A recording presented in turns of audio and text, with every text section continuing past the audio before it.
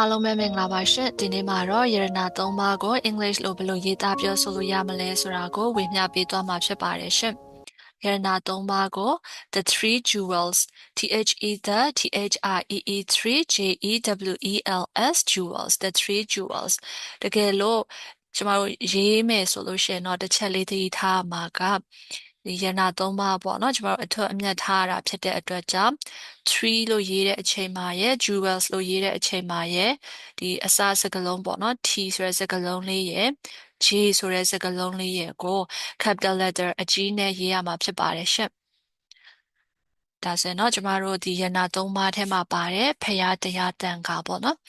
ကျမဖရာကို the Buddha ဆိုပြီးတော့ရေးသားသုံးလို့ရပါတယ် the Buddha အိမ်မှာလဲ B ဆိုတဲ့စကားလုံးလေးကအကြီးပေါ့နော်ရေးမယ်ဆိုလို့ရှိရင်ပြီးလို့ရှိရင်တရားက the Dhamma the Dharma ဓမ္မအိမ်မှာလဲ D ဆိုတဲ့စကားလုံးလေးကအကြီးနဲ့ရေးရပါမယ်နောက်တန်ခါသူကြတော့ the Sangha SANGHA Sangha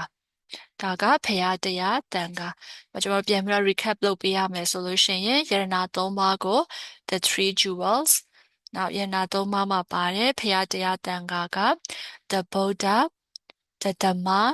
and the Sangha ကျေးဇူးတင်ပါတယ်ရှင့်နောက်ဗီဒီယိုတွေမှာပြန်ပြီးတော့ဆုံကြပါမယ် Have a nice day ahead